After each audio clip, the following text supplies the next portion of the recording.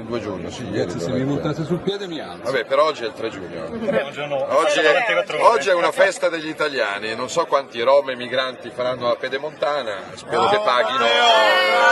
Ministro, Andiamo avanti, lei è va. il Ministro dell'Interno, il Ministro dei Trasporti non c'ha questa inaugurazione, come mai? Il Ministro dei Trasporti è impegnatissimo a Roma perché ha tantissimi dossier e tantissimi cantieri da sbloccare, sono sicuro che lo farà rapidamente. Purtroppo i 2 sottosegretari dei trasporti della Lega non sono più tali da qualche giorno e quindi conto che si lavori bene lo stesso. Ministro, 21 giugno succede qualcosa per l'autonomia? Autonomia.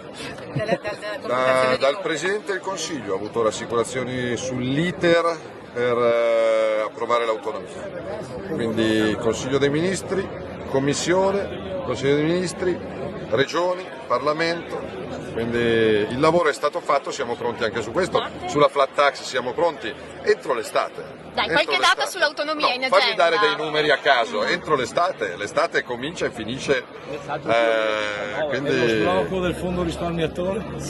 anche su quello è pronto, stiamo aspettando le autorizzazioni, però dai, conto che sia un'estate produttiva da tanti punti di vista sull'autonomia, sul risparmio, sulle infrastrutture, sul taglio delle tasse, sulla riforma della giustizia, che è fondamentale. Che risposta si attende da Bruxelles?